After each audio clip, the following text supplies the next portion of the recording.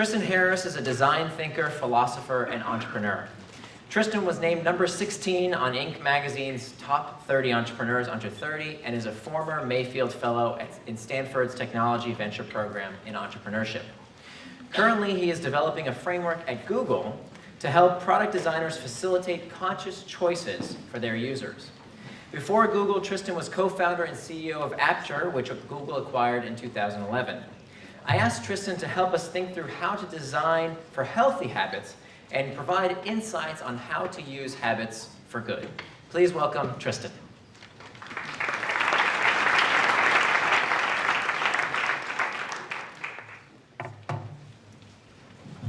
All right.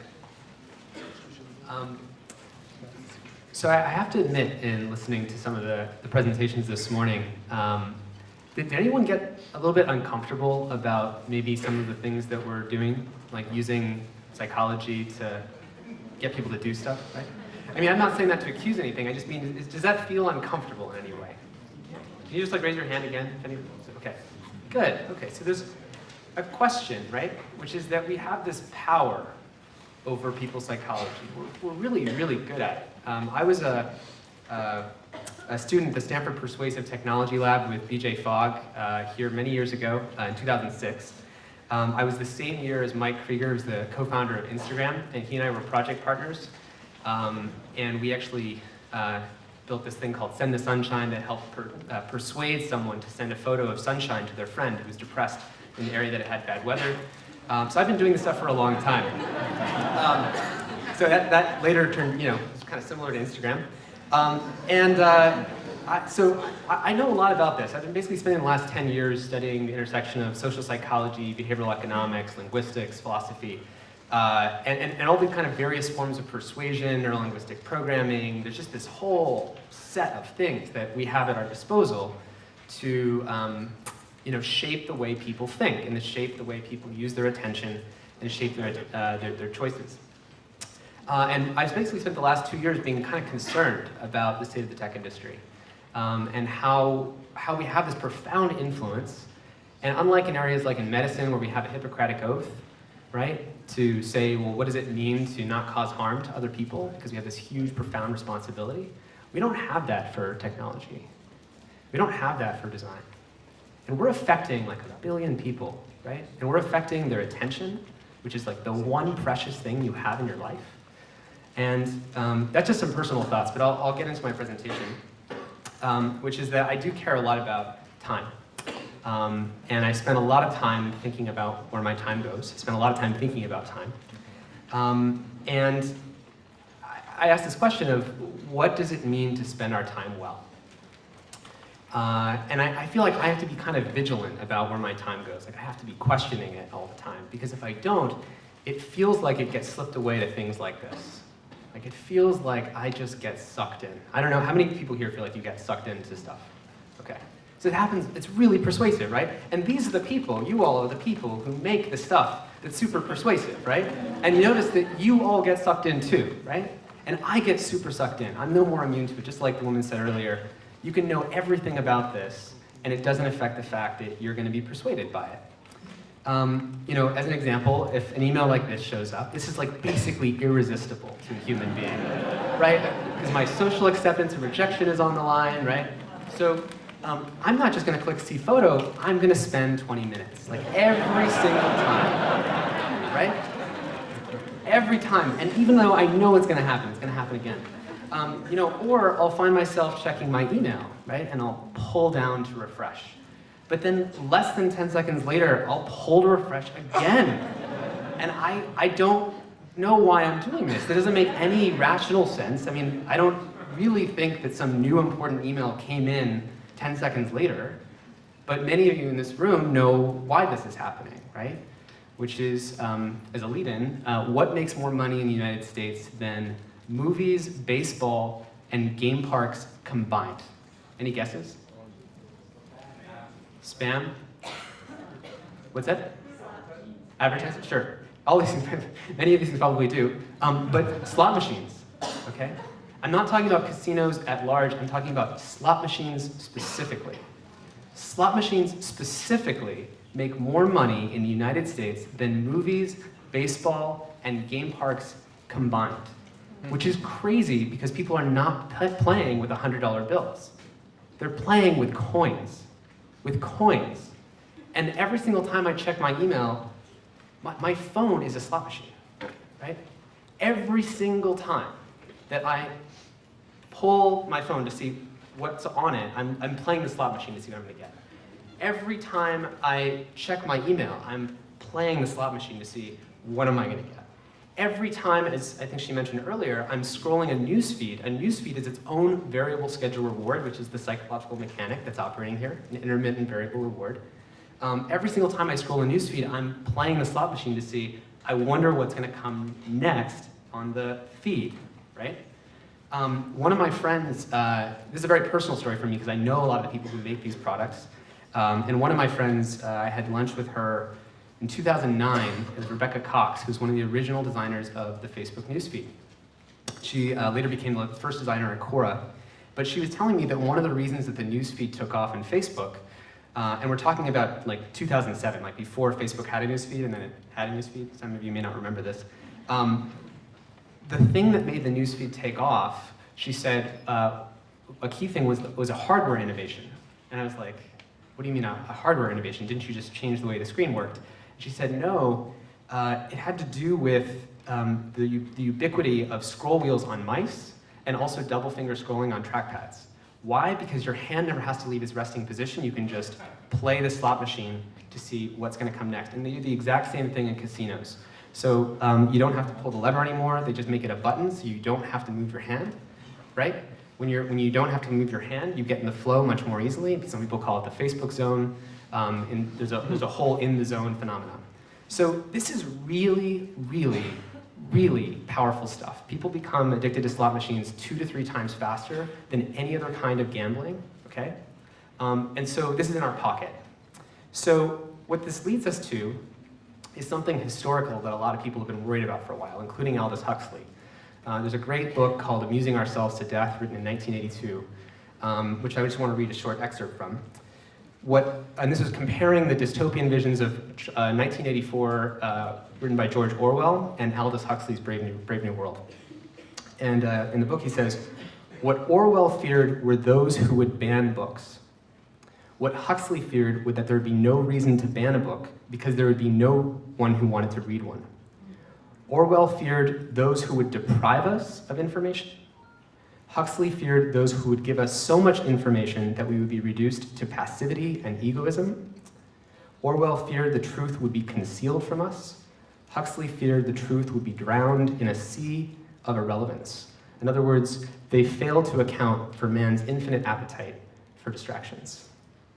So this is super powerful, and this is a part of the large historical conversation that's existed for a long time. So why is this happening? Well, we live in an attention economy. So whether you're trying to help people meditate and build a habit-forming meditate app, or a game, or an informative news website, you're playing in the attention economy. And in the attention economy, you win by getting people to spend time. You win by being more clever at getting people to spend time than someone else. You win by being better at developing a habit than someone else. And we're really good at doing that, right? We have great tools to do that. And it's not as if this is happening by accident. There's hundreds of people on the opposite side of the screen whose job it is to get you to click and scroll. And it's not bad and it's not evil, it's just literally what their job is. It's just the whole industry's job, right? So when we find ourselves in these situations, we're up against, it's like you're bringing your prefrontal cortex, which is millions of years old hardware, up to battle with essentially hundreds of engineers whose job it is to defeat the prefrontal cortex. It ends up with like this, right? It's a race to the bottom of the brainstem for basically triggering people, right? And it turns attention into this thing where to win, you have to play by some pretty perverse rules, right? This is the ALS Ice Bucket Challenge. Is this the most important social cause going on in the world right now? It's a great social cause, but should these be the rules you have to play by to win, right? So what do we want? What is the world that we want? Another thing to consider is that we can try to resist this, right? We can ignore and filter out distractions. We can not go down that street corner. We can avoid typing that first character in our autocomplete browser box, right? But every time we resist, we're depleting a finite amount of conscious decision-making energy. You have a finite amount of conscious decision-making energy that you have in a day. And everything that we consider, everything that even hits our attention, drains that battery. So whenever you're putting a choice in front of someone, you're draining their battery. You're draining their ability to live and make the choices that matter to them.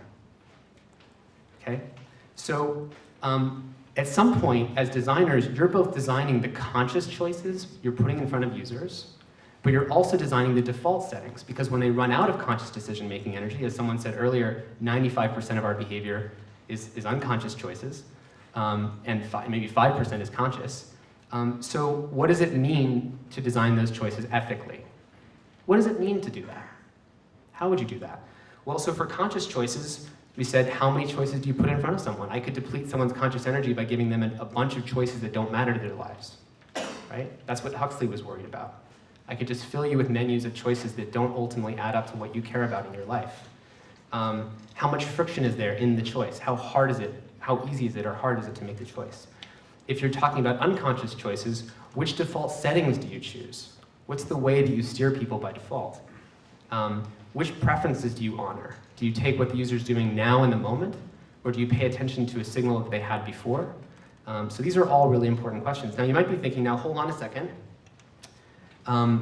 Who are you to say what's good for people, right? And who are any of us to say what's good for people? What do we know? People are autonomous and they're making their own choices, and we have to honor that.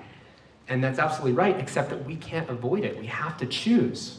Whether we want to or not, we're creating default settings. There's no not choosing.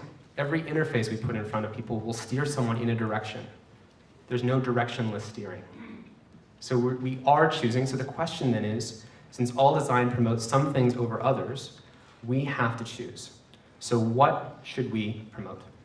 So I'm going to walk through one example of a deeper way to think about a certain kind of design, and then I'll take you through a couple other examples. So one is with interpersonal messaging. So interpersonal messaging is something that's very distracting to many of us. Let's see how it works. So let's say there's two people. There's Nancy on the left, and there's John on the right. And John remembers, I need to ask Nancy for that document. So he suddenly remembers this, right? So what does he do? He sends her a message, and he bulldozes her attention.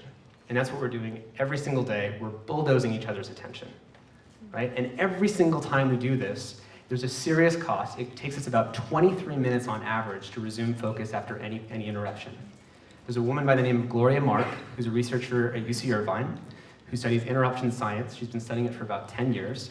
And her first research shows that it takes us about 23 minutes to resume focus. We actually cycle through 2 different projects before coming back to our original task, okay? Serious cost for every external interruption. So think about that next time you send someone a trigger. Second thing her research shows is that every interruption you get, if you look at someone over an hour, and you look at how often they were externally interrupted, the next hour, they self-interrupt themselves more. So what appears to be happening is that the more external interruptions we get, it changes and conditions our internal clock rate for self-interruption. So ever find yourself reading a book and notice you can't read more than like a page before having to check something, right? Sound familiar?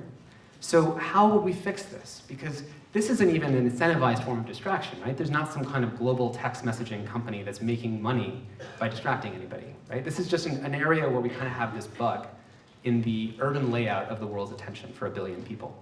So how might you fix that? So let's try to do it with design. So now we've got Nancy on the left, John on the right, same situation. John remembers that he wants to ask Nancy for the document, except this time let's say Nancy can mark that she's focused. Maybe that happens automatically when she enters into her favorite productivity apps or something like that. And so John obviously still has this thought, he needs to message her, so he opens up the chat window, fires off the message, because he has to get the thought off of his mind before he forgets, right? But he does that, except this time the chat holds the messages and says, great, we're gonna deliver these as soon as Nancy's unfocused. So now basically he gets to do the thought off his mind and Nancy gets to just be focused. Game over, we fixed it, right? Except, you're all thinking, well no, I would never trust this because what if I miss something important, right? But Nancy knows that for anyone who messages them, that the person always has the option to escalate. So this is an area where through design, through clever design, we can turn basically what are a bunch of mindless or accidental interruptions into conscious choices, into conscious interruptions. It's the equivalent of giving people essentially a door on what would otherwise be an open office layout for the world. So there's a second thing that we did here too, though, which is that we changed the question that we're asking from a design perspective. The previous goal of, so you might say, well, what's the goal of designing a chat application? Well, most of us are designing for transactions, for conversions. So if you're designing a chat application, mostly what you're doing is let's make it really easy to send a message. Let's make it super easy when a person wants to send a message, we deliver the message. But what we did in that example is we upgraded the goal of the design. And we said, chat isn't just about sending a message. It's about helping people communicate well. It's about facilitating respect, understanding, right? What are all the things that communication is about? And how do we design for that?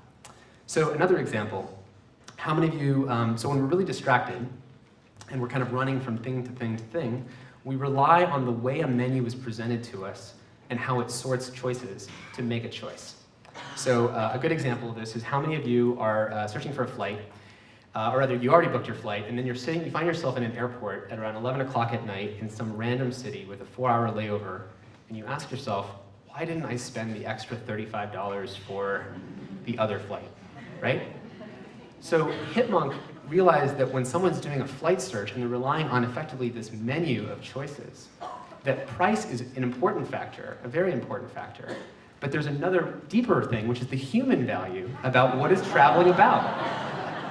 And it's not as if they hide the price, they're just saying, what is travel about and how do we sort that menu on behalf of other people who are relying on our menu to make a choice? So, look at another example of, say, a calendar, right? So if you're designing calendar, you've got this little meeting selector on the bottom right-hand corner. Well, what's the purpose of a meeting selector? Is it finding a room, or is it finding the most fulfilling way for two people to have a one-on-one communication, right? What is that about? What is the life experience that decision, that choice point is about? And how do we design for that?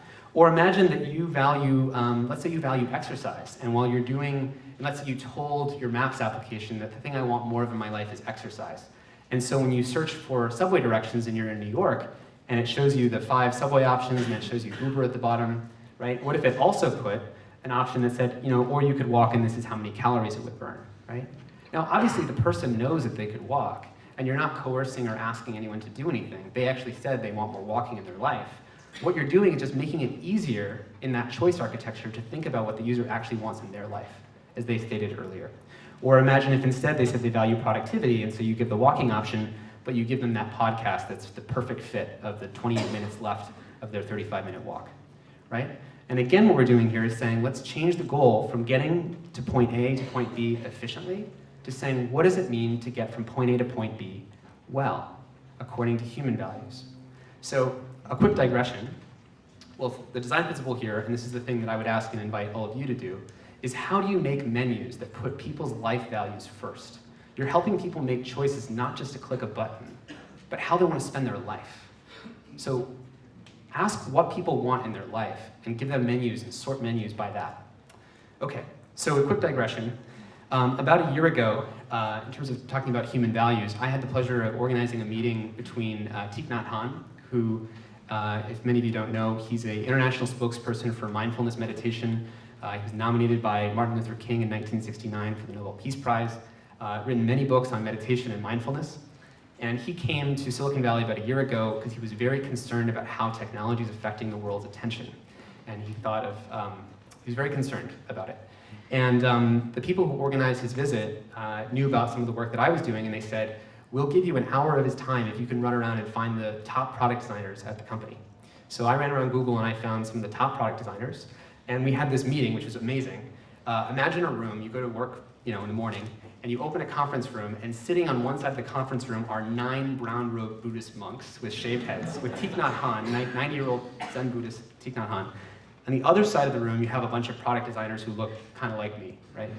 And it was an amazing meeting. It ended up lasting about 2 hours, but we were talking about essentially what does it mean to design for people's attention and well-being, and what values are you really designing for? He joked in our conversation that instead of having just a spell check, What if you had a compassion check, so that in the email it marked words that would be potentially abrasive, accidentally marked as abrasive, in yellow? How would this work? Now, would this conversation about human values actually happen in the real world and not just these sort of one-off meetings with Zen masters? And the answer is yes, and one of my favorite examples is Couchsurfing. So if you didn't know, Couchsurfing is a website that allows you to, if you have a free couch and you don't mind offering it to someone who's an international traveler and looking for a place to stay, you can offer it. So it's very successful. It was actually bigger than Airbnb until about a year ago. And now if you're couchsurfing and you're designing it, what do you think your goal would be? What's your goal if you're designing couchsurfing? Well, you might think that if there's someone looking for a place to stay, a good goal would be, well, do we match the person who needed a place to stay with a place to stay? That's a pretty darn good goal, right? Because we're basically completing this need fulfillment. But they said that's not our goal. Because our goal isn't just a click or a transaction or people staying with each other. Our goal is something deeper, which is that we want to create a lasting positive relationship between two people who have never met before. And the most amazing thing is that they hold themselves up to this with a metric. And the way the metric works, that they found a way to measure it, is they take two people and they say, let's say that I'm going to Paris and I'm staying in Paris for 4 days. So they count the number of days that two people spend together. So they take 4 days, right? And then they estimate how many hours are in those days. So let's get a concrete count of how many human hours occurred because of this couchsurfing transaction. And they ask both people, how positive did you find those hours? So what you're getting at is essentially a measure of how many positive hours occurred between two people. And then what they do is they subtract all of the time people spent on the website. They subtract that. They don't count that as success. And they are left with something they call net orchestrated conviviality, which is the number of new positive hours that exist between two people that would have literally never happened if Couchsurfing didn't exist. They even discount the people who would have met outside of Couchsurfing. So they basically try to be really rigorous and cut down of how many new hours that would have never existed in the world if we didn't do what we're about to do at work today. Can you imagine how inspiring it would be to come to work and know that you didn't just get people to click a button, but you actually created new, concrete, positive hours in people's lives that made their lives better? Can you imagine an entire world that worked that way? Can you imagine if all of the people in this room designed software and held themselves to measure it in accordance with this? Can you imagine dating applications that measure the number of people who found what they were looking for, whatever that was for them? Can you imagine LinkedIn measuring the number of people who found jobs that they were really glad to get and subtracted from that all the time that they spent? Can you imagine if your social network, your favorite social network, asked you what you wanted more of in your life, and let's say it was cooking nights, and it actually measured how well it fulfilled that for you, and subtracted time that you spent that you didn't feel so good about afterwards? Can you imagine what it would feel like to trust fall into that world of technology and know that it was completely on your team to help you live the way you want to live in your life? Now you're probably thinking, to do this we need a new system, because this goes against the way that all of our metrics work, right?